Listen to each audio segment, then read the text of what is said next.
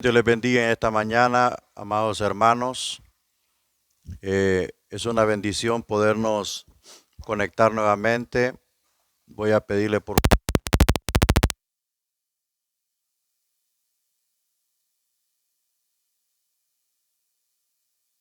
acerca de estos ejercicios que he dejado y voy a pedirle por favor que me diga en qué parte tuvo problema porque estoy viendo que poquitos han mandado los ejercicios prácticos y ahí es donde yo necesito estar claro con ustedes y que usted esté claro conmigo.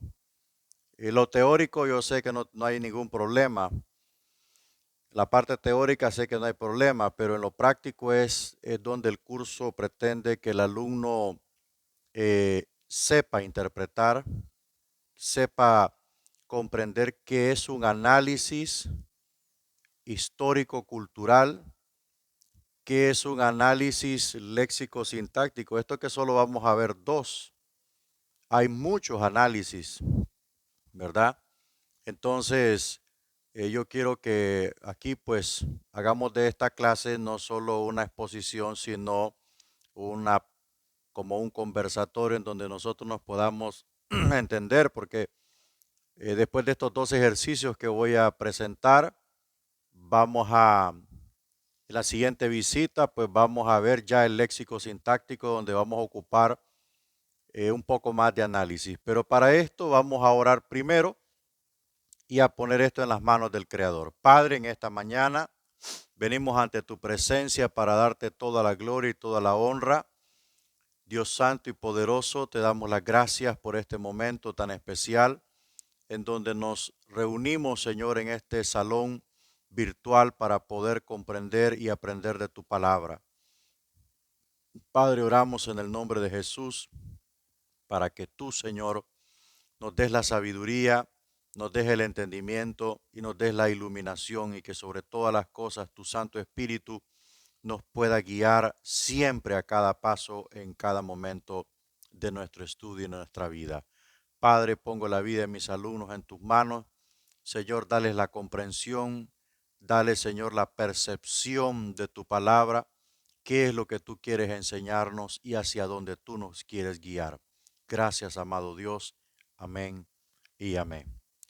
Bueno, antes de empezar a exponer, yo quiero decirles que estoy viendo pocas tareas. Realmente, lo que es hermenéutica, son poquitos alumnos los que me han mandado los ejercicios, ¿verdad? Pocos alumnos me han adjuntado allí en el Classroom. Bueno, hay unas presentaciones muy buenas. Eh, yo quiero decirles que ah, hay uno de los pasos que es donde usted tiene que sacar una conclusión personal. Eh, Uno de los pasos donde usted tiene que sacar una conclusión personal y no lo va a encontrar en Google, ¿verdad? O en alguna otra fuente de, pues de información bíblica. Eh, ¿En cuál de los pasos ha tenido problemas o dónde siente usted que está teniendo problemas? Usted puede prender su micrófono o encenderlo y decirme, pues estoy teniendo problemas en este paso o no lo comprendo y yo voy a tratar de ayudarle, ¿verdad? Porque solo veo como unos em, cuatro alumnos que me han mandado los ejercicios, ¿verdad? Hay otros alumnos que, por eso yo moví la clase para el sábado, para que esto sea, que estemos el 100% de los alumnos, pero solo hay un alumno que está trabajando y eso es bien complicado. En Estados Unidos el trabajo es súper indispensable. Pero los demás que estamos aquí en Honduras son pocos. Imagínense, van 7 alumnos de 18 alumnos. Esto quiere decir que hay un promedio de 10 alumnos que no se están conectando. Y así es complicado porque hermenéutica es un curso analítico. Por eso la misma concepto dice que es el arte de interpretar los textos bíblicos. Y esta clase, este curso pertenece a la teología exegética, o sea, es algo bien, bien analítico. Entonces, mis hermanos, pues dígame en qué parte cree que está teniendo algún problema. Y esto que yo le estoy ayudando con, yo le estoy ayudando con la palabra oscura y con la ruta en el material, ¿verdad? Para encontrar la costumbre. Vamos a ver a alguien que me diga ahí. Pastor, Mande. yo ya lo hice, solo que no lo he podido pasar, ¿verdad? Ajá, Pero tuve bastantes problemas en el ajá, paso número 4. ¿Cuáles eran las principales amenazas y preocupaciones? ajá. ¿Pero es en base al texto o en base Ujú. a general de lo que la situación que viví en el momento? Bueno, cuando Porque habla, tuve un poco de dificultades. ok, cuando habla de cuáles eran las principales amenazas o preocupaciones, era en el momento donde estaba escribiendo el escritor, ¿verdad? Si el escritor, si el texto a interpretar, por decirlo así, le voy a poner un ejemplo, es en el libro de Jeremías, entonces usted en la investigación va a encontrar que las principales amenazas o preocupaciones de los destinatarios que iban a recibir la carta o el escrito de Jeremías era posiblemente una invasión, miedo a que una nación se levantara contra Israel, miedo a ser despojados de sus tierras, miedo a ser llevados cautivos. Entonces eso es un entorno político prácticamente en donde, en donde se registró el escrito sagrado, ¿verdad? Hay que tener mucho cuidado. En lo que refiere, creo que les di un texto no sé si fue no sé si fue en Hechos o fue en Lucas, no recuerdo, corríjame ahí, En Lucas. en Lucas. Bueno, les voy a corregir, les voy a corregir. El destino de la carta de Lucas era para Teófilo, no era para los cristianos de aquel tiempo, era para Teófilo. Entonces, ustedes tenían que investigar todo lo concerniente a Teófilo, cuáles eran los temores de Teófilo, cuál era la condición espiritual de Teófilo. Creo que también dice uno de los pasos, em, cuál era la relación, creo que cuál era la relación entre ellos. Entonces, todo eso iba a ser en torno a Teófilo, pero vi unos elementos que fue en términos generales a los griegos. No, la carta, recuerde que el tomo va dirigido, porque es un doble libro, que es Lucas y Hechos, van a Teófilo, ¿verdad? Entonces, eso había que investigarlo para que hubiese resultado, un resultado mejor. Entonces, siempre esa pregunta que va, por ejemplo, eh, ¿cuál era el, el, mm, el temor, ¿verdad? O las amenazas. Si estaba escribiendo, vaya, por ejemplo, hay otro paso que dice, si estaba escribiendo a creyentes que podían apostatar o este y que el otro, bueno, en la investigación que va referida a esa carta, usted se va a dar cuenta que sí o que no. Entonces, si es que no, entonces usted pone no, estos destinatarios, no, es la señal. Heidi es la señal porque Jerica me copia bien, ¿verdad? Jocelyn creo que me copia bien. Está fallando la señal. Mira, yo he tenido problemas. Me desconecta las transmisiones. De ahí me vuelve a enlazar y mira, se me arma un solo relajo. O sea, el sistema Google Meet no saca a nadie. Creo que está fallando la señal. Hay que ubicarse ahí en un lugar donde haya buena señal para que no, para que no la esté sacando, porque estoy viendo que entra y sale. Entonces esa es la señal. Y el audio creo que está bien, ¿verdad? Creo que me oyen claramente todos. Entonces es problema de señal. Bueno, ese fue uno de los pasos. ¿Alguien más que haya tenido problemas con algún otro paso de nuestro estudio para ayudarle?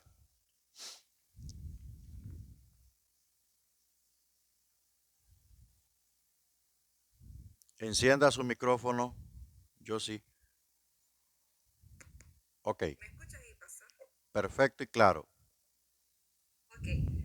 Bueno, yo tuve dificultad más que todo en la parte donde dice de investigar lo que es la situación general histórica que enfrenta el autor y sus lectores y en la parte política, económica y social. Pero yo creo más que todo que es por una cuestión de una información confiable, pues, de cómo saber yo en qué etapa está para poder buscar esa información.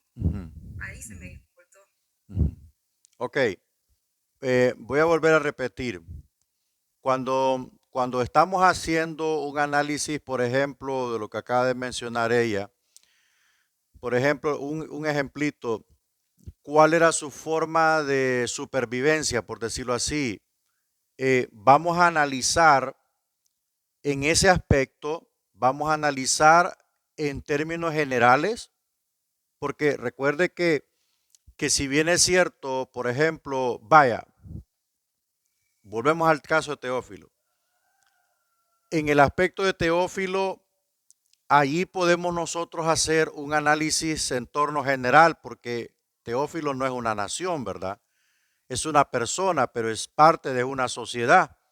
Entonces, lo que le rodea a él es lo que podemos decir en la cuestión de lo político. ¿Cómo era, por ejemplo, vaya, cómo era, por ejemplo, el tiempo, el asunto político en tiempos de Teófilo o en tiempos de los discípulos? Roma era el imperio dominante. ¿Ok? Eso es todo lo que usted puede decir y si le puede añadir un poco más, Roma era el imperio dominante, cuyo dominio llegó hasta cierto tiempo, hasta cierta fecha, por decirlo así. Eso es una cuestión en torno a lo político. Y en torno a lo económico, pues, por ejemplo, si estamos hablando, puede ser en Apocalipsis, si estamos hablando en un texto de Primera de Corintios, entonces eso lo vamos a analizar en términos generales en donde se encontraba la iglesia. Por ejemplo, si hablamos en Primera de Corintios, nos vamos a dar cuenta que había mucho miembro, mucho hermano que tenía negocios prósperos porque Corinto era un puerto. Entonces, ¿qué sucede? Ahí nosotros sacamos una idea de en qué condición económica estaba los destinatarios de la carta, ¿ok? Porque la carta iba destinada a una iglesia o una congregación. Entonces, esos elementos los vamos a encontrar, no los vamos a encontrar a veces abiertamente, no, los vamos a encontrar a través de, por eso se llama análisis. Usted va a clasificar, a buscar su información y luego hará un análisis de la información y encontrará sus elementos de acuerdo a los pasos que estamos dando para que este análisis histórico, mire, por eso se llama histórico, cultural y contextual. Lo histórico porque es parte de la historia. Lo cultural porque hay algo que sacar de la cultura. Y lo contextual es aquello que está sucediendo alrededor del registro sagrado. Entonces, todos estos pasos ¿qué es lo que persigue este análisis? Abrir la mente del intérprete y darse cuenta de por qué se dijeron estas palabras. Por eso están incluidos esos dos pasos, el 5 y el 6, creo, donde dice cuál es la palabra oscura que necesita interpretación. Porque en todo texto encontraremos una palabra que que necesite una interpretación aparte. Y si hay una costumbre que nosotros no tenemos las mismas costumbres de los judíos, ese es el problema. Por eso necesitamos herramientas alternas para poder, hermanos, entender por qué se dijo esa palabra y qué es lo que el escritor quería decir allí en ese texto, ¿verdad? Entonces, ¿alguien más que haya tenido algún otro problema, por favor, que hable ahorita? Ahorita tenemos tiempo suficiente antes de exponer los dos ejercicios que traigo. Pastor. Ajá, dígame. Paso 10, ¿cuál era el propósito o la intención del autor al escribir el libro? Ajá. Y paso 11, que quiso decir el autor es, bueno, el paso 11 creo que ninguno le dificultó porque es una interpretación de nosotros, ¿verdad? Así es. Así es. Pero el 10 sí, en el caso de Lucas, por ejemplo. Bueno, en el caso de Lucas, recuerde que lo que él en el primer versículo lo dice, que la intención de él es enseñarle a Teófilo correctamente lo que sucedió con la persona de Jesucristo. Entonces él lo que busca en el libro, por ejemplo, si es en Lucas, ahí se va a encontrar prácticamente que ahí está el propósito, que es enseñarle a Teófilo, ¿verdad? De que Jesús es el verdadero Hijo de Dios y que el escrito que él enviará es fidedigno porque habló con los testigos oculares, investigó solícitamente, porque en ese tiempo habían muchos escritos, habían muchas cartas, muchos evangelios. Por eso es que nace la idea del Evangelio de Lucas, ¿no? Cuando hablamos del capítulo 1, aquí tengo la Biblia. Cuando hablamos del capítulo 1, el escritor sagrado dice, me ha parecido a mí, dice, escribirte y aclarar bien las cosas, porque el asunto es que habían muchos escritos y la gente hablaba mucho, pero no era la historia correcta. Entonces el Espíritu de Dios movió a este hombre, un escritor de primera, para poder ayudar a Teófilo. Mire, Lucas 1 dice, ahí vamos a encontrar el propósito, puesto que ya muchos han tratado de poner en orden la historia de las cosas que entre nosotros han sido ciertísimas, tal como nos lo enseñaron los que desde el principio lo vieron con sus ojos y fueron ministros de la palabra, esto es los apóstoles, ¿verdad? Me ha parecido también a mí, después de haber investigado con diligencia todas las cosas desde su origen, escribírtelas por orden, oh excelentísimo Teófilo, mire, para que conozcas bien la verdad de las cosas en las cuales has sido instruido. Entonces, aquí con este asunto de Teófilo, cuando hablamos de lo que es político, de lo que es económico, lo que es político debe de ser, por supuesto, en términos generales, ¿verdad? A menos que en su investigación usted encuentre que Teófilo ocupaba algún cargo en el gobierno, como lo fue Mateo, ¿verdad? Como lo fue este señor llamado Cornelio, que también era parte del gobierno de Roma, no sé si era centurión, no recuerdo muy bien. Pero con estos elementos así nos damos cuenta nosotros claramente del paso 10, que era el propósito, enseñarle a Teófilo la verdadera historia. ¿Y cuál era la verdadera historia? El orden correcto de cómo sucedió la vida del Señor por boca de los apóstoles, ¿verdad?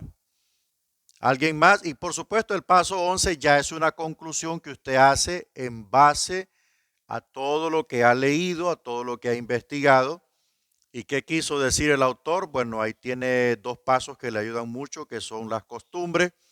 Ahí usted se da prácticamente a entender, el autor quiso decir esto, pero que a simple vista no lo hubiese entendido, ¿verdad?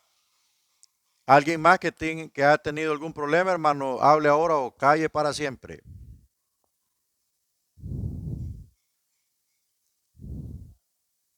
Estamos claros todos, ¿verdad? Ya estamos claros entonces. Bueno, vamos a hacer unos ejercicios y Ahí se los voy a ir presentando. Ahora lo haremos en Apocalipsis 6:12. Apocalipsis 6:12 nos habla, vamos a ir a Apocalipsis, aquí lo tengo más rápido aquí.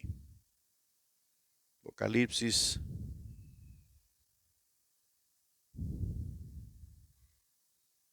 Vamos a ver qué dice Apocalipsis 6:12.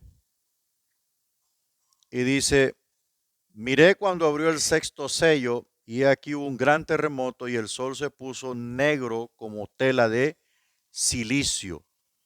Mire, negro como tela de silicio y la luna se volvió toda como sangre.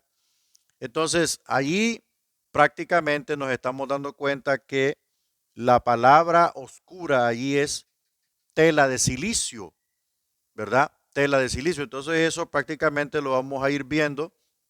Entonces, vamos a ir, tome nota, ponga mucha atención lo que voy a ir diciendo, que en cada paso para que usted se oriente mejor y así pues vaya pues realizando parte de su proyecto.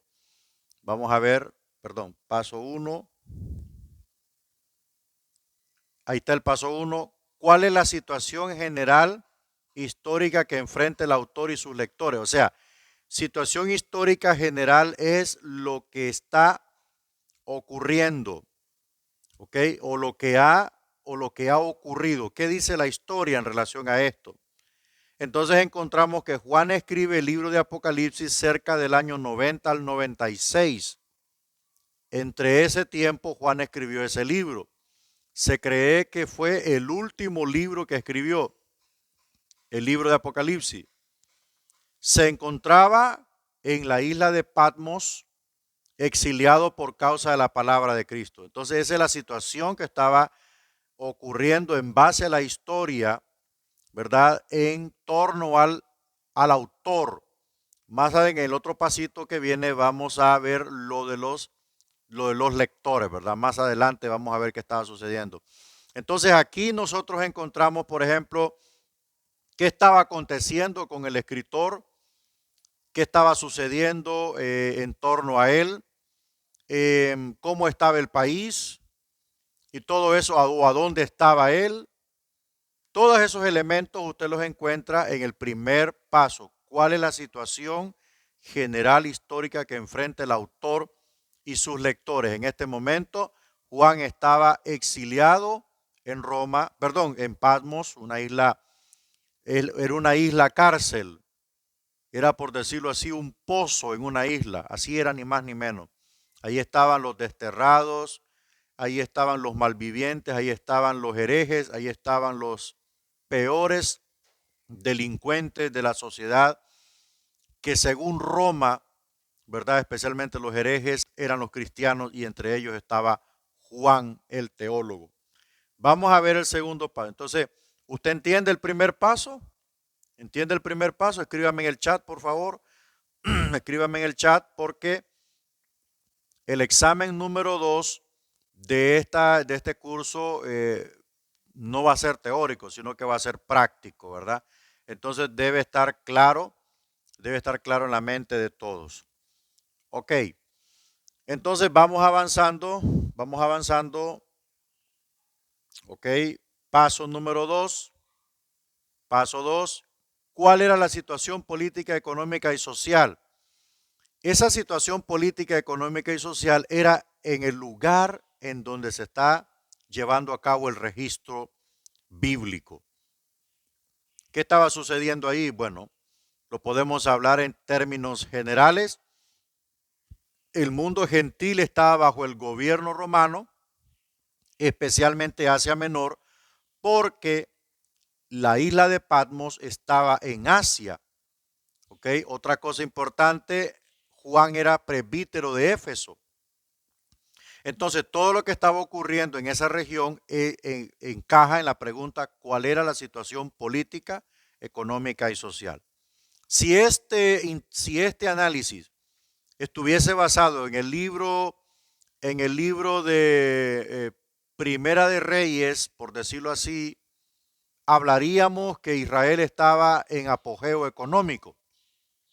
hablaríamos que Israel estaba en paz con las naciones porque era el dominio del rey David.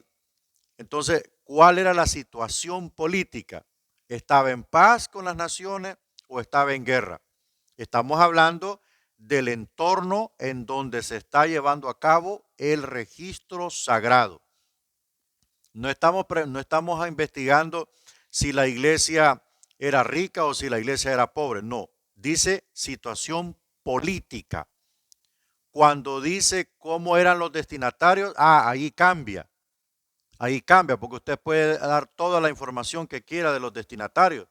Los destinatarios, por decirlo así, si estuviésemos hablando para los Gálatas, bueno, los destinatarios estaban caídos, estaban descarriados, se habían regresado a la fe judía, habían abandonado la fe en Cristo. Esa es la situación de los destinatarios.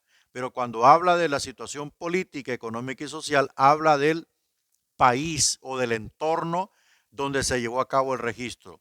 Si el registro se llevó a cabo en Israel, por ejemplo, Mateo escribe en Israel, era en Israel. Si el registro se llevó a cabo en Asia, era la región en Asia. ¿Ok? Si el registro, por decirlo así, se llevó a cabo en Roma, el que escribió en Roma, Pablo escribió en Roma, entonces hay que tener cuidado en eso, hay que tener mucho cuidado en eso. ¿Cuál era la situación política, económica y social? Bueno, Roma era un imperio poderoso, dominante, y estaba, bueno, económico y social. ¿Qué quiere decir? ¿Era pobre o era rico? Y social, ¿cómo estaba la cosa? Estaba dividida la sociedad, estaba en apogeo la sociedad, estaba en crecimiento la sociedad, o estaba oprimida la sociedad. Entonces, estos elementos nosotros los vamos a encontrar, algunos elementos los vamos a encontrar en un apartado. Usted lo puede buscar, por ejemplo, contexto histórico-cultural de la carta de Juan, de la carta de Romanos, de la carta de 1 Corintios. Entonces, todos esos elementos, ahí le va a brindar muchos elementos y ahí puede encontrar parte de los pasos que usted puede ir investigando, ¿verdad? Siempre todo aquello que tenga que ver con contexto histórico o trasfondo histórico le ayudará mucho a encontrar información. También puede buscarlo, por ejemplo, el contexto social, el contexto religioso. Usted también lo puede buscar así y le va a aparecer información. Por ejemplo, el contexto religioso de la carta de Efesios. Fijo que le aparece la idolatría que había en esa región. Entonces, ahí usted se apropia de información para ir abordando sus pasos, ¿verdad? Esas son pautas que le estoy dando para que usted pueda tener un mejor éxito en su búsqueda. Bueno, entonces la situación política del paso 2, asumimos y decimos el mundo gentil o Asia Menor estaba bajo el gobierno de Roma, bajo el gobierno de Roma. Bueno, entonces vamos al paso 3. ¿Cuál era su principal fuente de vida? Ok, bueno, vuelvo a repetir. Si la carta va dirigida a una persona, en este caso que fuese Teófilo, había que investigar de qué vivía Teófilo. Eso lo puede hallar, hermano. Estoy convencido que sí. Hoy la información es casi ilimitada. Uno de los grandes historiadores como Flavio Josefo, que este hombre fue contemporáneo de Policarpo, el pastor de Mirna, que fue discípulo de Juan, nos hace una conexión muy, muy importante con la era apostólica y la iglesia del segundo siglo. Entonces podemos hallar información, ¿verdad?, acerca de algunos personajes de la segunda generación de los discípulos. Cuando el texto va referido, cuando la carta va referida a la iglesia, entonces, ¿cuál era la principal fuente de vida de la iglesia?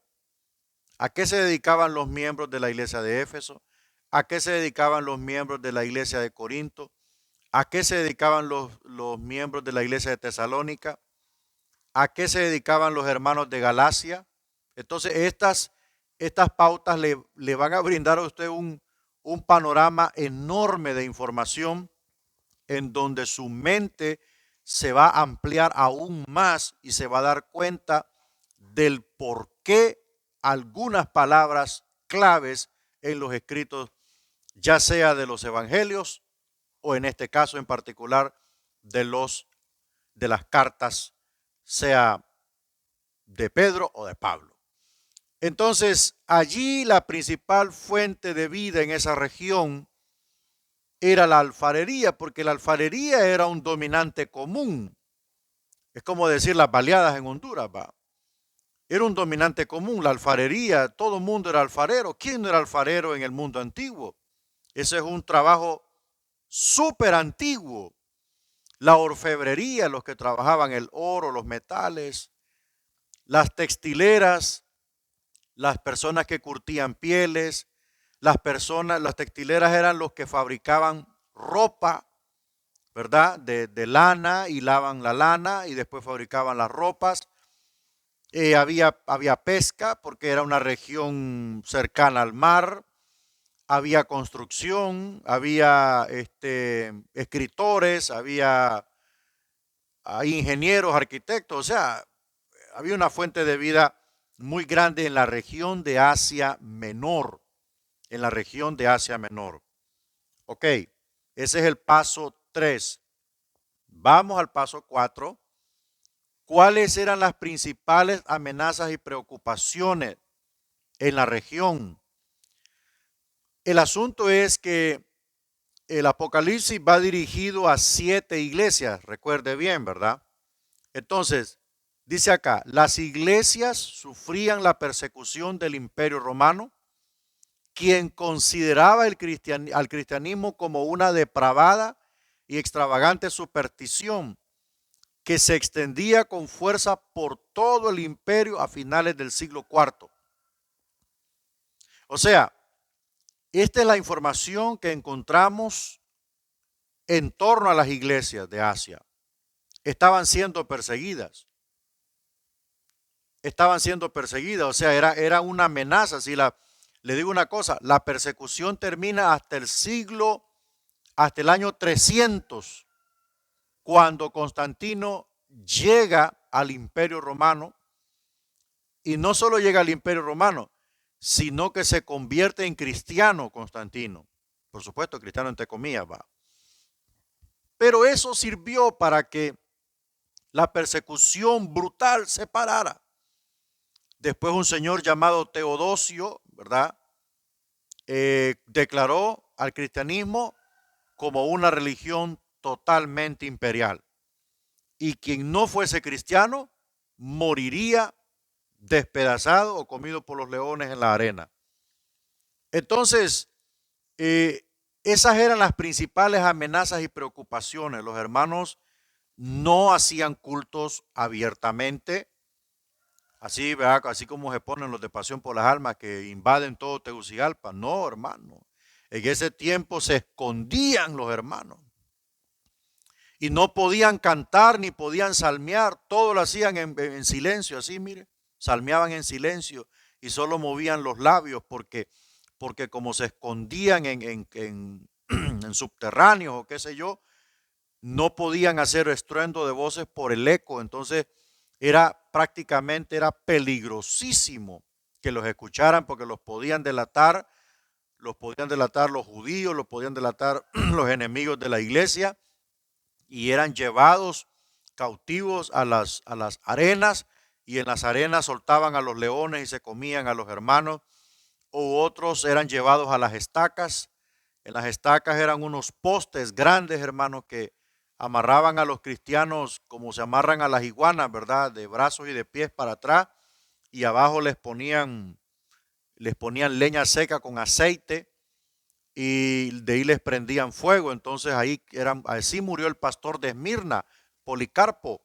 Así murió en la estaca, murió quemado. Entonces esas eran las principales amenazas y preocupaciones de la iglesia. Es algo triste porque ellos tuvieron que pagar el precio un alto precio y nosotros, hermanos, hasta pollones estamos, rechonchos, gordos, colorados, cachetones. No hemos sido perseguidos por el Evangelio y es una tristeza que hayan personas que se tomen el costo de darle la espalda al Señor aún en estos tiempos, pues en esta sociedad hondureña que a nadie persigue por ser cristiano. Entonces vamos al siguiente paso, el número 5. Describa la palabra o frase en el texto que se encuentra oscura para determinar su significado. Tela de silicio es la palabra incomprensible. Es la palabra incomprensible, tela de silicio. Ya la describimos, ya la anotamos. Vamos al siguiente paso que está mancomunado con esto. ¿Cuáles eran las costumbres cuyo conocimiento aclarará el significado de una acción determinada? Mire, voy a repetir esto para que usted lo entienda bien.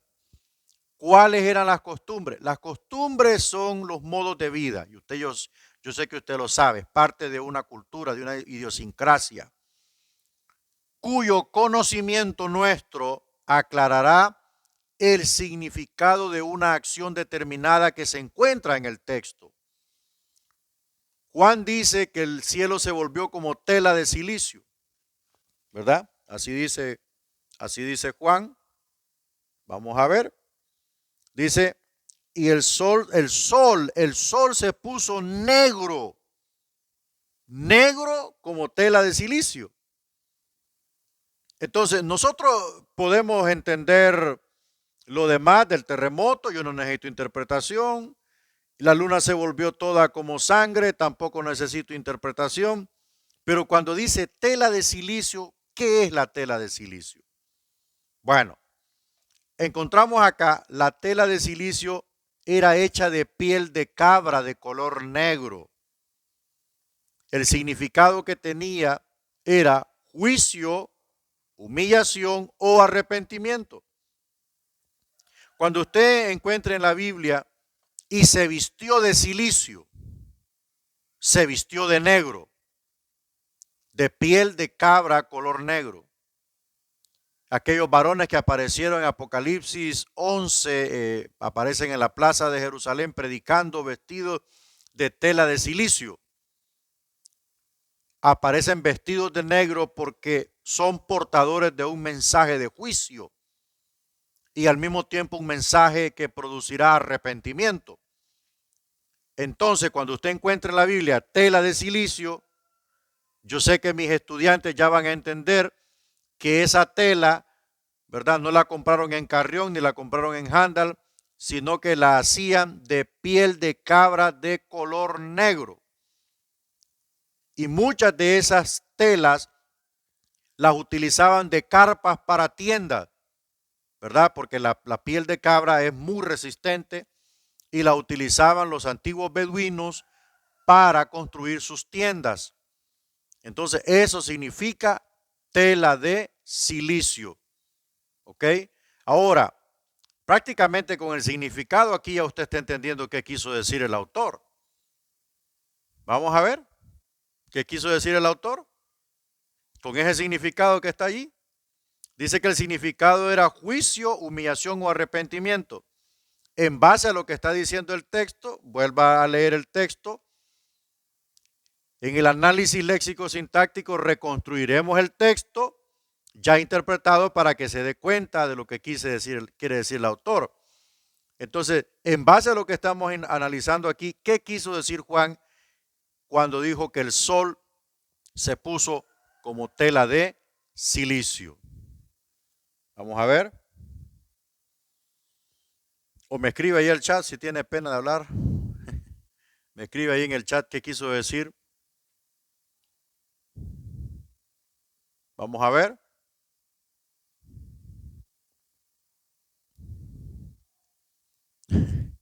Bueno, vamos a dejarlo para el paso 11. Mire lo que dice el 7.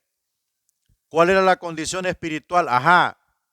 ¿Cuál era la condición espiritual de los destinatarios? Si va a una persona, hay que investigar a esa persona. Si va a los Gálatas, esos Gálatas estaban descarriados, usted lo sabe. Si va a los Corintios estaban sectarizados. Unos de Apolos, otros de Cefa, que Pablo les dice, no, hombre, yo creí que estaba hablando con gente espiritual. Dijo, ustedes son carnales, dijo. Ustedes son niños en la fe.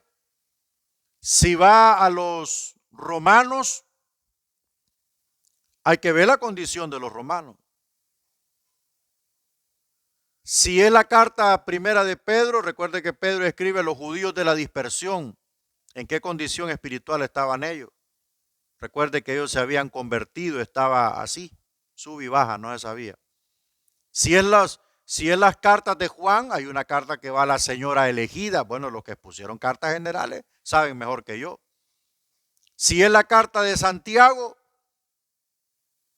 ¿cuál era la condición espiritual de los destinatarios de la carta de Santiago? Los de Éfeso, los de Tesalónica, los Filipos, ¿cómo eran los filipenses? Entonces yo le estoy dando un preámbulo, ¿por qué? Porque le voy a mandar un proyecto y en ese proyecto se tiene que pulir, ¿verdad? Se tiene que pulir. Recuerden, el examen no le voy a dar la palabra oscura, usted la tiene que investigar porque es un examen. Ok. Bueno, vamos al paso 8. ¿Cómo era el escritor?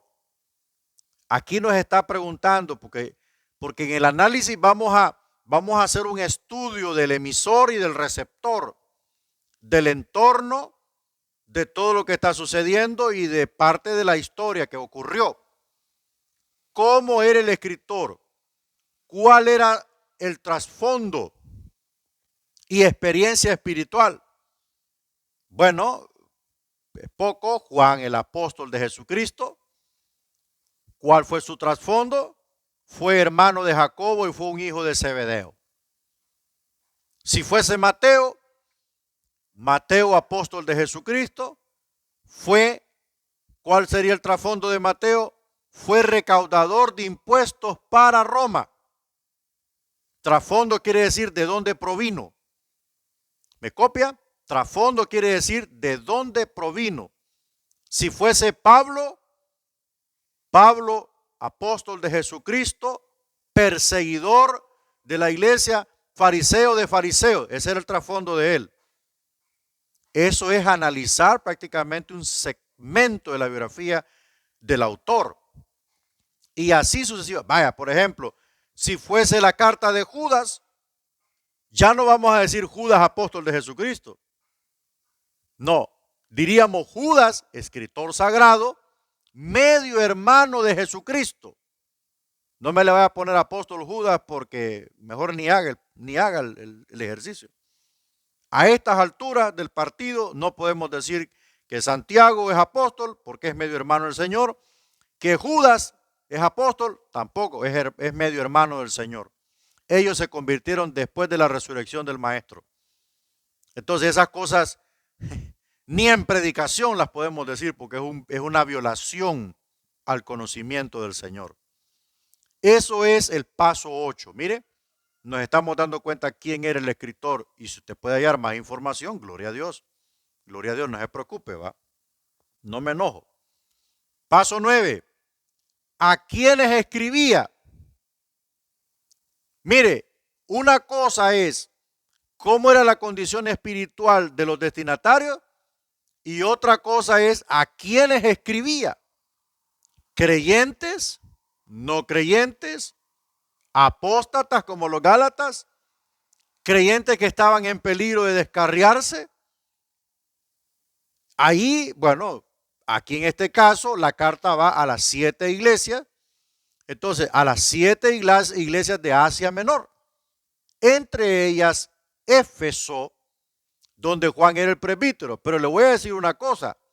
Esta iglesia de Éfeso no es la iglesia a la cual Pablo escribió. No. Esta iglesia es otra generación. Porque si usted se va a Apocalipsis 2, cuando empiezan las cartas a Éfeso, le dice, vuélvete a tu primer amor. Mire, Vuélvete a tu primer amor. O sea, ¿cuál primer amor? El primer amor que tuvo en tiempos de Pablo. Estas cartas van dirigidas a las 7 iglesias. Ahí es prácticamente, ahí es un compendio general de los creyentes. Pero si va a una iglesia, usted tiene que examinar e investigar quiénes eran esos hermanos, de qué estaban compuestos, si habían creyentes, si habían judaizantes, si habían falsos maestros, si habían fieles hermanos. Ahí hay que investigar a quiénes o quiénes eran parte de la iglesia, si fuese a Éfeso, a Tesalónica, a Filipenses, a Corinto, a Roma, a las cartas de Pedro, a las cartas de Juan. Entonces ahí hay que investigar de qué estaban compuestos estas iglesias, ¿verdad? Porque no todas las iglesias a las cuales se les escribió estaban compuestas 100% de cristianos consagrados, no, había de todo. Había de todo. ¿Verdad? Por ejemplo, las cartas que Pablo le escribe a Timoteo, en muchas de ellas les dice, amonesta a los que andan de ociosos. Entonces, en la carta a Timoteo, habían creyentes que se dedicaban al ocio, se dedicaban a perder el tiempo, se dedicaban a estar en pláticas que no edificaban. Por eso le dice, huye de las fábulas y de viejas, ¿verdad? Huye de las pasiones juveniles. Entonces, habían creyentes que estaban involucrados, por supuesto, en pasiones juveniles. Por eso se llama análisis. ¿Verdad que no es lo mismo verla venir que hablar con ella? Pero ¿qué siente? ¿Qué siente? Se siente precioso entrar en lo profundo de las escrituras. Se siente bendecido, edificativo. Uno se identifica con esta gente porque de repente hay cosas que usted esté pasando que ellos también pasaron. Entonces esto es lo lindo de profundizar, y esto que solo estamos hablando en cuestión de contexto, pero es cuando entremos al análisis de las palabras, se va a dar cuenta usted se va a dar cuenta de cuánta gente está en ignorancia predicando en los púlpitos, hablando de Dios. Una cosa es hablar de Dios, otra cosa es hablar en nombre de Dios. Paso 10, ¿cuál era el propósito? ¿Cuál era la intención del autor al escribir el libro? Recuerde que esta interpretación no es en base a lo que yo creo, sino en base a lo que el escritor quiso decir, porque el inspirado fue él, no fui yo, ni usted, el inspirado fue él. Las cartas a las iglesias, mire, revelaban serios problemas de desviación de la verdad. Solo hay una iglesia que no fue amonestada, la iglesia de Filadelfia, de ahí las demás fueron amonestadas. Formalizar la fe de las iglesias, ya que Domiciano se había endiosado. Domiciano, hermano, en el segundo semestre, en el primer semestre del tercer año, vamos a ver historia de la iglesia, era un hijo del diablo. Domiciano era un hijo del diablo de pie a cabeza. Este hombre mató muchos cristianos y se creía Dios. Se dio esta revelación para mostrar el triunfo de Dios sobre el mal hacia el final de los días. Ese era el propósito del apóstol Juan al escribir Apocalipsis. Señalar el problema de los hermanos de las 7 iglesias. Escribe al ángel de la iglesia. Fortalecer la fe de las iglesias, a pesar que Domiciano, el gran perseguidor, estaba haciendo desastre. Y dar a conocer esta revelación de lo alto para decirle a los hermanos que el bien triunfará sobre el mal siempre y hacia el final de la historia. Ese era el propósito al escribir el libro de Apocalipsis. Continuamos. Ahí está la pregunta del millón. ¿Qué quiso decir el autor en Apocalipsis 6:12? Bueno, quiso decir que un día de juicio y tinieblas se acercaba. Amén. Claro que sí, el juicio estaba llegando a las iglesias por el pecado. Porque hay iglesias que en vez de combatir, porque es que el problema, que por eso es que se creó la doctrina. Por eso es que Pablo creó la doctrina, perdón, Cristo trajo la doctrina a través de Pablo para crear un sistema de combate y de prevención contra la mayor amenaza de la iglesia, que es el pecado. Muchas veces le echamos todos los platos rotos al diablo y tal vez el diablo anda de vacaciones. Todos se lo atribuimos al diablo y hay gente que predica más del diablo que de Dios.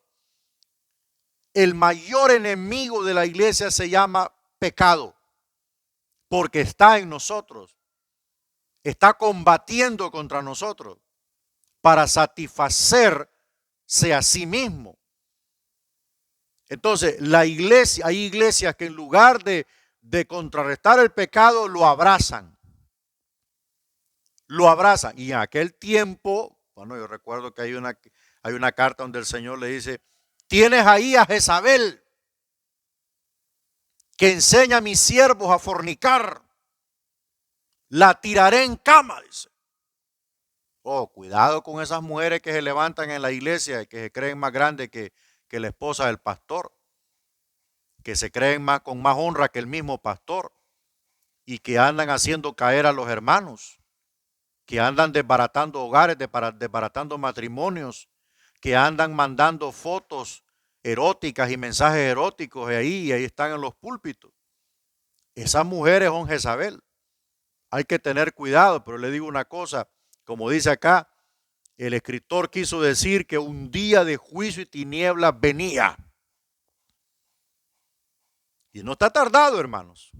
Con lo que está ocurriendo en el mundo, no está tardado que Cristo venga a llevarnos y este mundo va a quedar, le aseguro, hecho una desgracia. Hecho una desgracia. Bueno, ese es el primer ejercicio. Bien, vamos a entrar a un receso porque voy a escribir la siguiente tareita que le voy a dejar, otros 2 ejercicios más, para que usted me los pueda mandar y ya con estos repasos, con 2 ejercicios nuevos, usted ya tiene que estar calibrado en esto para que pueda ir haciendo su proyecto. Vamos a entrar a un receso, son las 5 para las 10, entonces a las 10:20 entramos de nuevo, ¿verdad? Tómese un café ahí si puede.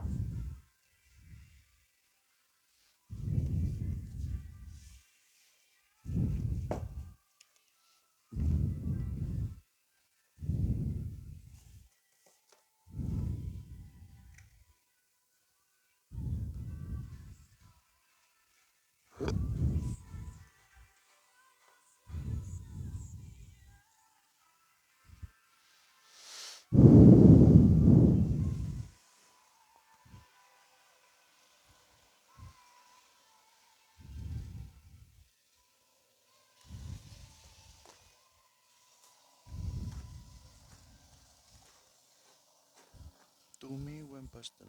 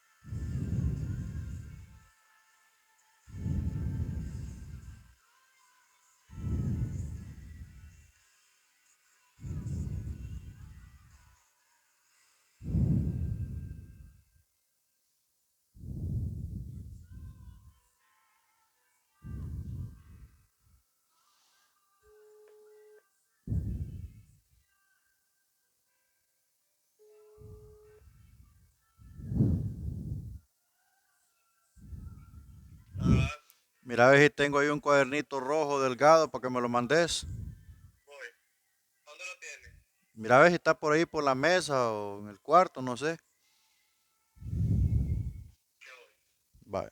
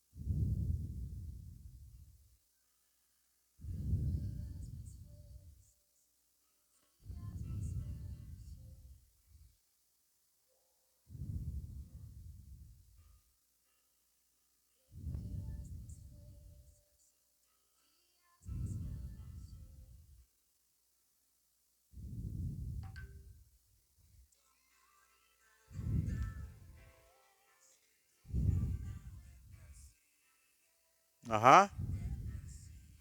No, no está. A ver dónde lo puso Dori. Un cuadernito rojo delgado donde tengo mis apuntes de hermenéutica. Va, Aquí no hay nada. va, lo voy a buscar yo.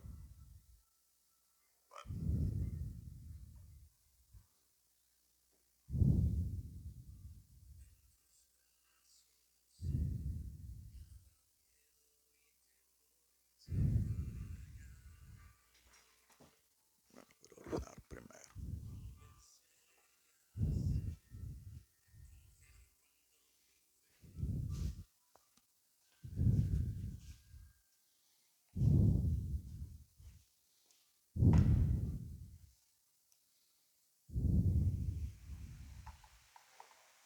Ay.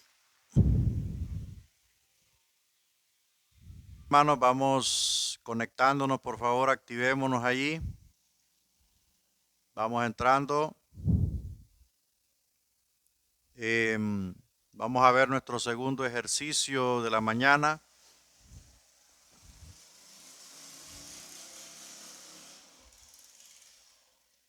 Se oyen unas bellezas en este camino. Vamos entrando entonces.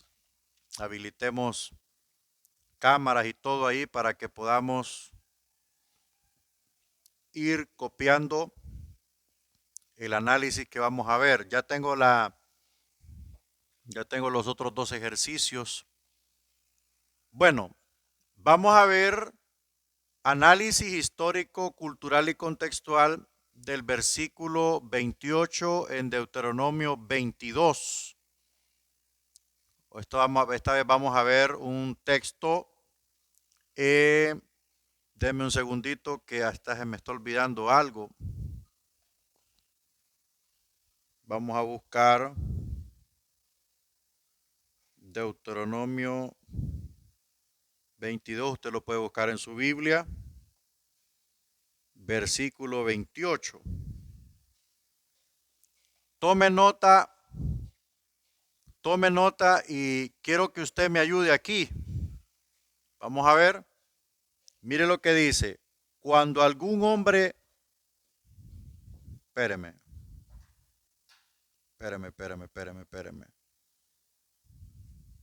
Ese no es el texto. No. Deuteronomio 22, 28. No. Vamos a revisar aquí el soporte que tengo aquí.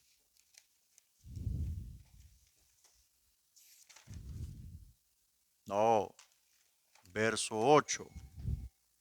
Es Deuteronomio 22, 8. Ahí está. Deuteronomio 22, 8. Ahí perdone. Ya me fallan los ojos. Mire. Vamos a ver si usted puede identificarme aquí la palabra o frase oscura.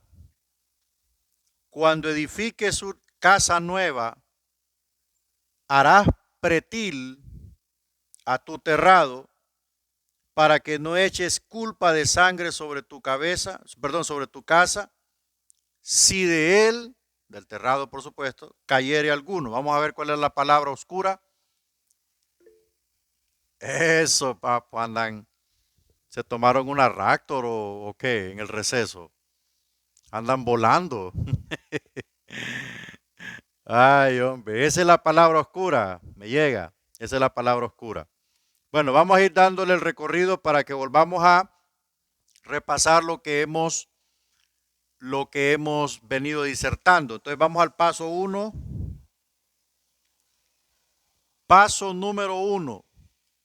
¿Cuál es la situación? Está bien, no se preocupe, hermana Sandra. Está bien. ¿Cuál es la situación general histórica que enfrenta el autor o enfrentaba el autor y sus lectores? Entonces, mire la situación general histórica. Moisés escribió en el año 1405 antes del Señor, antes de Cristo. En las cercanías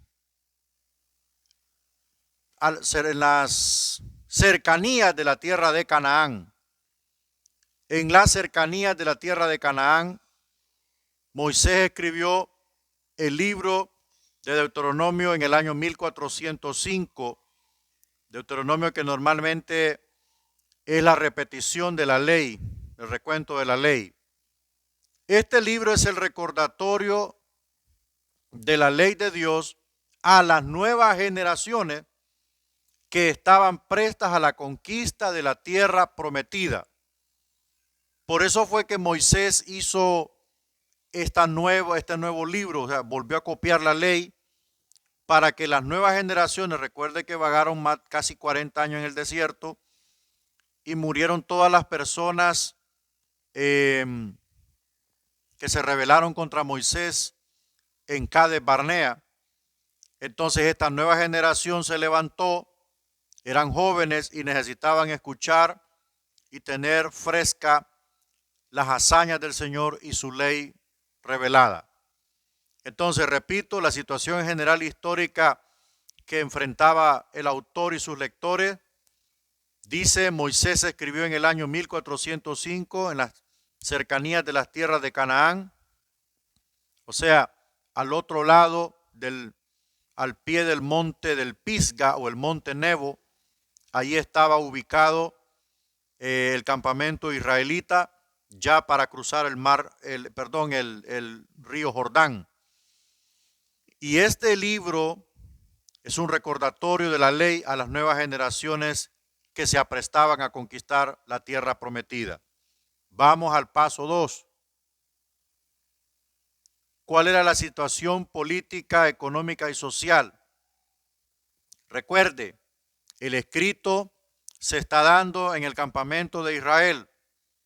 La ley va directa a Israel. Entonces, ¿qué tipo de situación política tenían ellos como pueblo? Era un gobierno teocrático.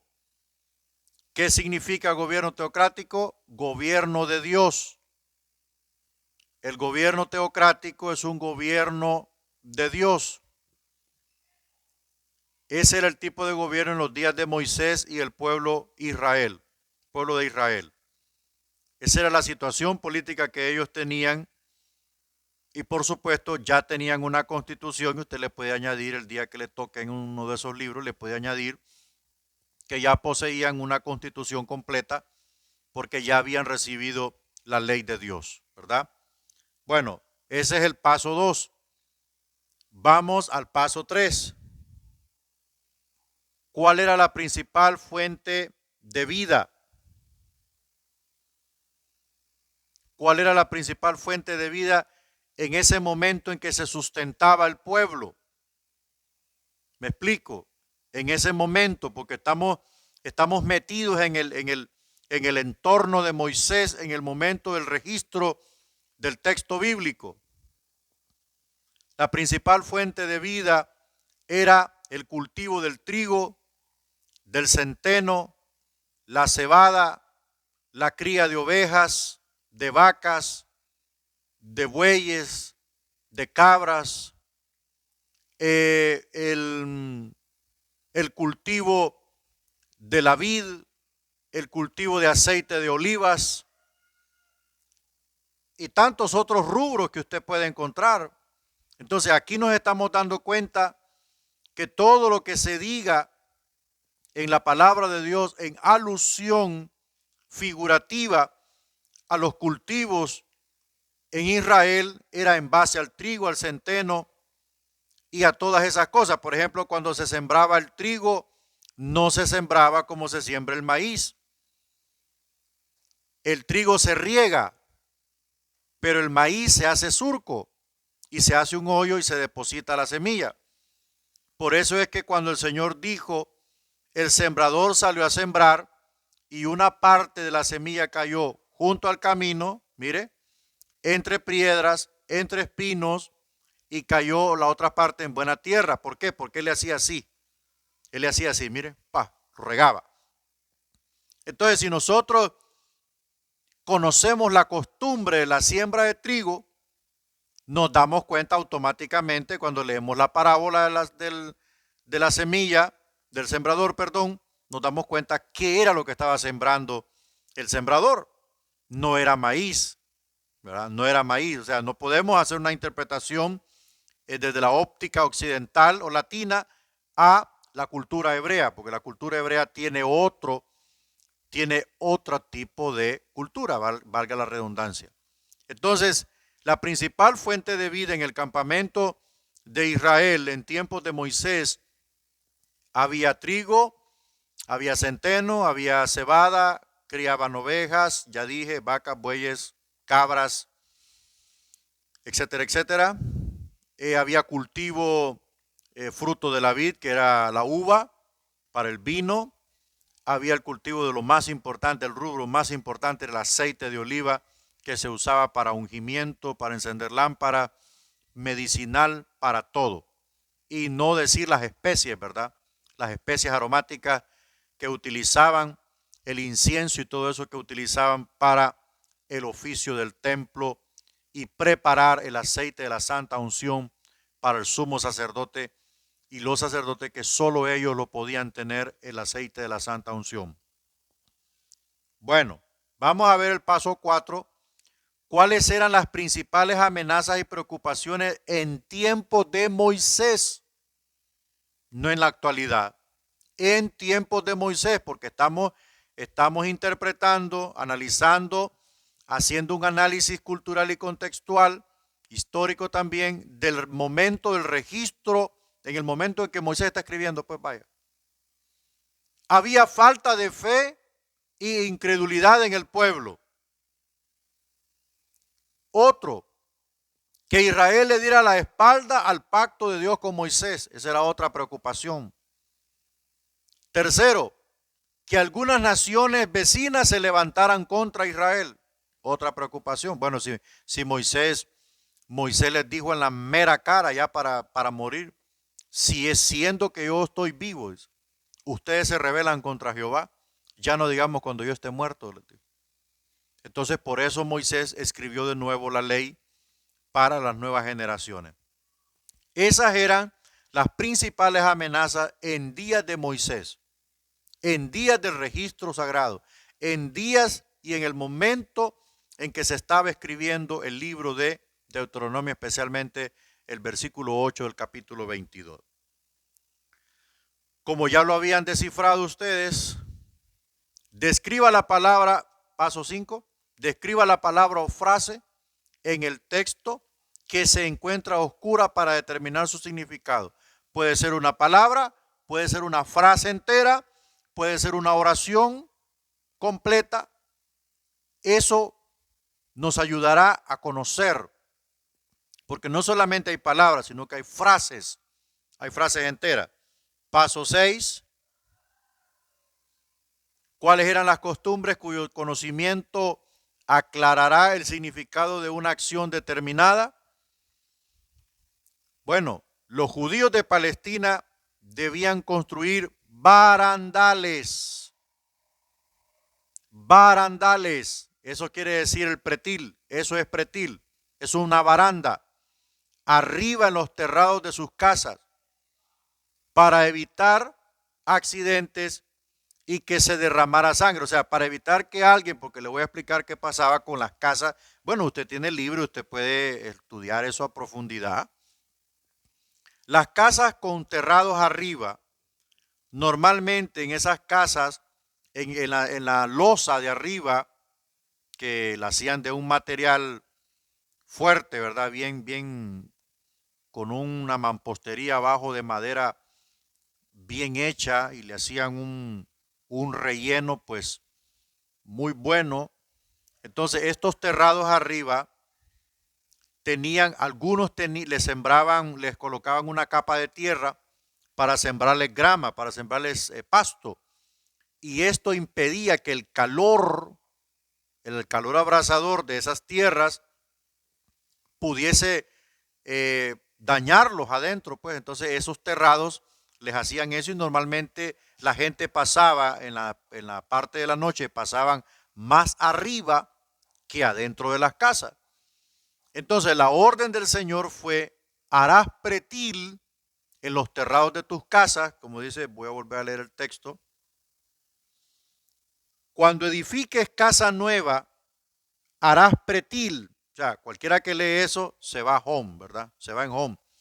Harás baranda, mire, a tu terrado, o sea, al contorno, para que no eches culpa de sangre sobre tu casa. O sea, por tu irresponsabilidad, porque ya Dios te lo dijo, por tu irresponsabilidad, si no le construyes una baranda perimetral a tu terrado y alguien en la noche está platicando contigo, se descuida y se cae de ahí, se mata, será tu culpa. Por eso le dice, para que no eches culpa de sangre sobre tu casa, si de él se cae alguno. ¿Me explico? Entonces, cuando conocemos la costumbre, automáticamente interpretamos el texto. ¿Listo?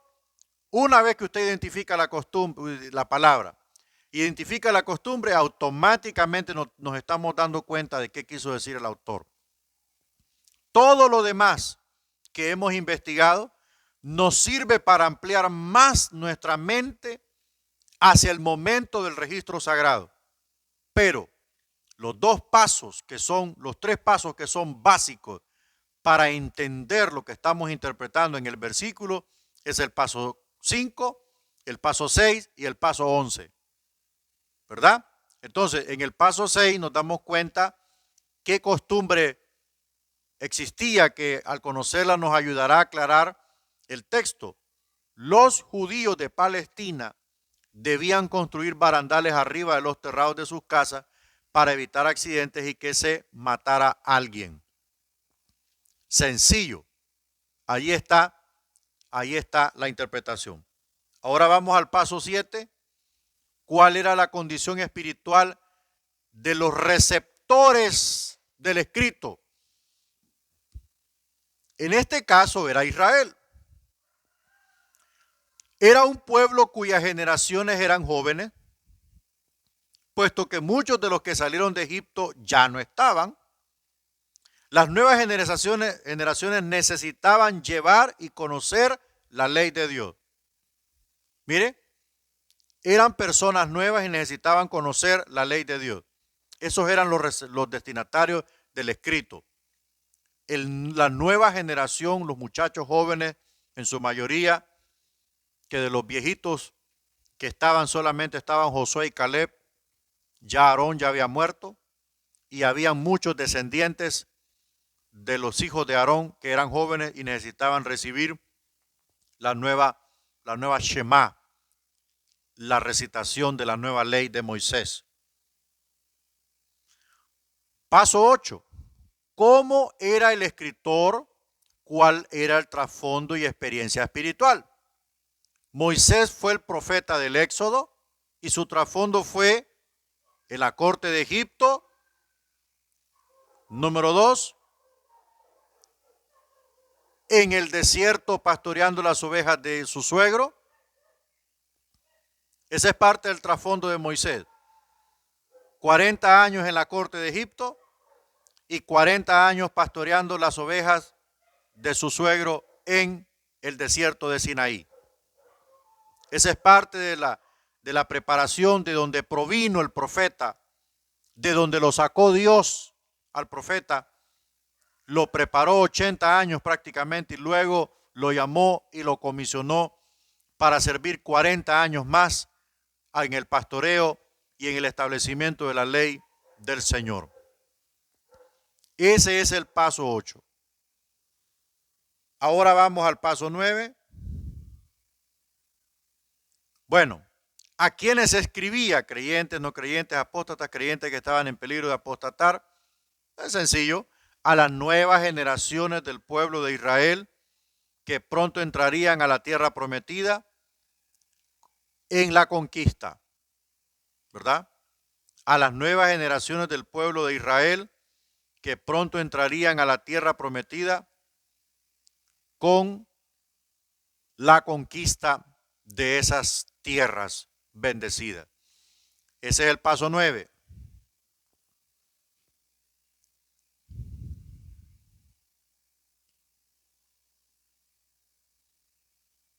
Entonces vamos al paso 10.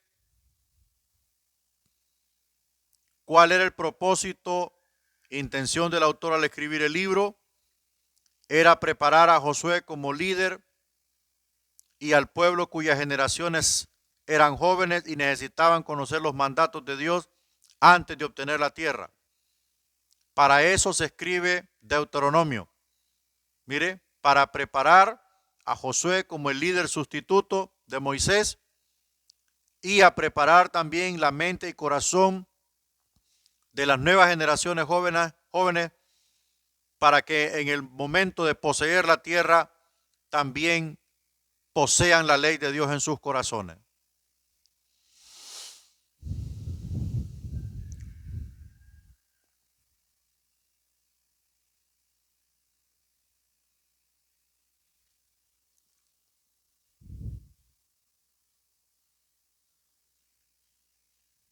Bueno, ahora vamos a ver el paso 11, que es prácticamente ya lo dijimos.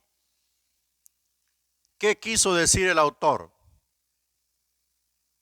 En Deuteronomio 22:8, el escritor quiso decir que pusieran barandas alrededor de los terrados de las casas, ¿verdad? Quiso decir que pusieran barandas alrededor de los terrados de las casas.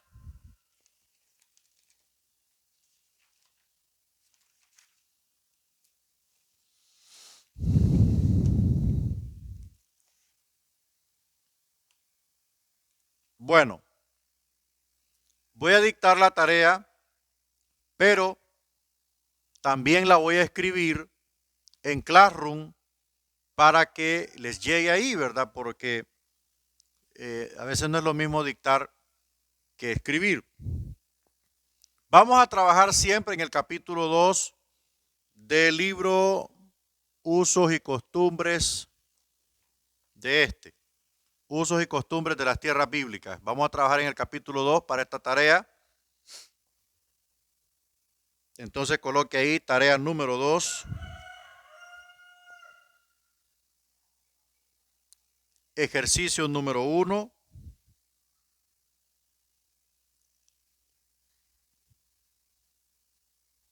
Mateo 6, versículo 30. Mateo 6, versículo 30. Capítulo 2. Encabezado. 2 puntos.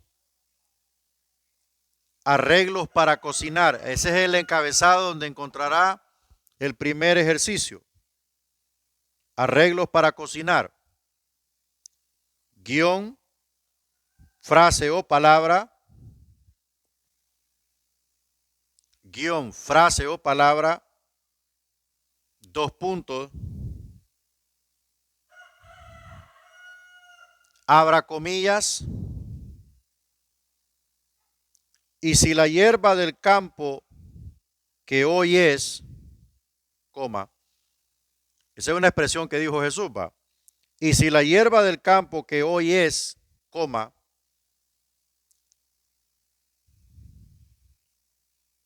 y mañana es echada en el horno. Y mañana es echada en el horno, punto. Cierre comillas.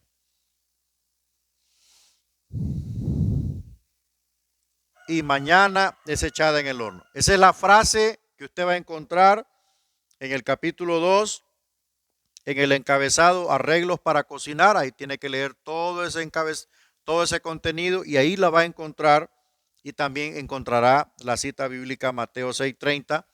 Entonces, una vez que ubique esa expresión, que la encontrará entre comillas, ahí mismo está la información por qué Jesús dijo esto, en base a qué, cuál era el asunto.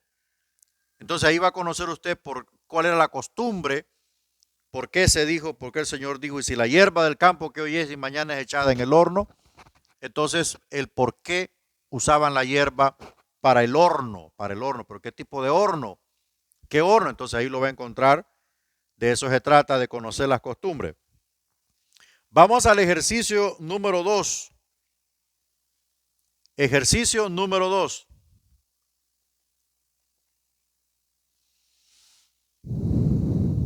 Lucas 15:9. Lucas 15:9. Guión capítulo 2. Guión capítulo 2.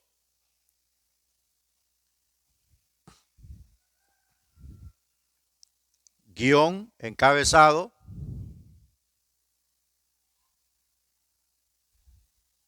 Encabezado, 2 puntos. Alumbrado de la casa. O sea, en el encabezado alumbrado de la casa, ahí va a encontrar usted prácticamente lo que le estoy dando. Alumbrado de la casa, guión, frase o palabra que vamos a investigar, 2 puntos, abra comillas,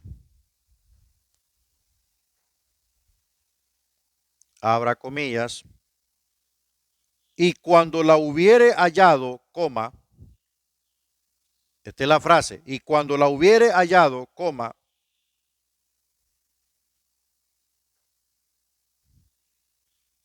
junta a las amigas y las vecinas. Junta a las amigas y a las vecinas. Cierre comillas. Y abra un paréntesis. El paréntesis, ponga ahí dracma. Dracma es la parábola de la moneda perdida. Dracma. Entonces, allí en ese capítulo 2, en el encabezado alumbrado de la casa, encontrará la frase, y cuando la hubiere hallado, junta a las amigas y a las vecinas y hace fiesta, ¿verdad? Ahí se va a dar cuenta por qué una moneda representaba tanta alegría para esa persona, para esa persona que buscaba afanosamente su dracma perdida. Ahí se va a dar cuenta usted y va a ver que le va a tocar el corazón. Bueno, entonces esta tarea la voy a escribir en Classroom después de la transmisión, para que esté allí y usted pues se pueda dirigir mejor. Bueno, ahí terminamos prácticamente, ya no hay más que presentar. ¿Alguna pregunta que usted tenga?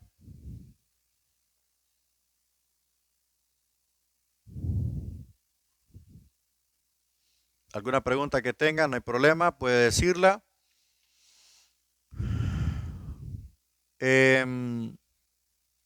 Le llegó la guía de repaso para hermenéutica, ¿verdad? Ok. Entonces el lunes, si Dios lo permite, tipo 2 o 3 está subiendo el examen. Es un examen fácil, es teórico, ¿verdad? Entonces, con estos dos ejercicios que les hemos dado de mostrar, espero que la idea ya esté más clara y que sus dos ejercicios que va a hacer, pues le ayuden mejor, ¿verdad? Le ayuden mejor. Y ya pronto le voy a publicar los primeros 5 ejercicios de su proyecto, que serán 5 ejercicios de análisis histórico-cultural para que usted los vaya trabajando con tiempo, hermano. No se vaya a dejar amontonar trabajo porque ya vio cómo lleva de trabajo esto. No se vaya a dejar amontonar, ¿verdad? Tampoco lo mando a que se desvele ahí, va a andar al desvelado, sino que aproveche su tiempo y así pues pueda ir haciendo su proyecto. Bueno, si no hay preguntas, vamos a orar para que nos despidamos, ¿verdad? Siempre recomendándole, hermanos, que se cuide y que use las medidas de protección, ¿verdad? Padre, en esta mañana te damos las gracias. Amante y buen Dios, bendecimos tu nombre, te exaltamos y te adoramos. Cristo de la gloria, ha sido tu voluntad. Simplemente, Señor, hacemos lo que te agrada. Danos esa fuerza, que nuestra pasión por enseñar nunca muera, que agotemos toda nuestra existencia, fuerza, vida y salud, enseñando tu palabra, para que el día que tú vengas encuentres generaciones que están prácticamente impactando las naciones. Te lo pedimos todo en el nombre de Jesús. Amén y amén. Solo recordarles una cosa. Recuerden el fondo para graduación. Ya Díaz no se los recordaba. Recuerden el fondo para graduación. Yo no quiero que, mire, en julio entramos a tercer año y esto va pero pie a fondo. No les vaya a pasar lo que les pasó a los de cuarto, que los agarré en curva. Con tiempo se los digo. Que Dios los bendiga y cuídense mucho. Se les quiere.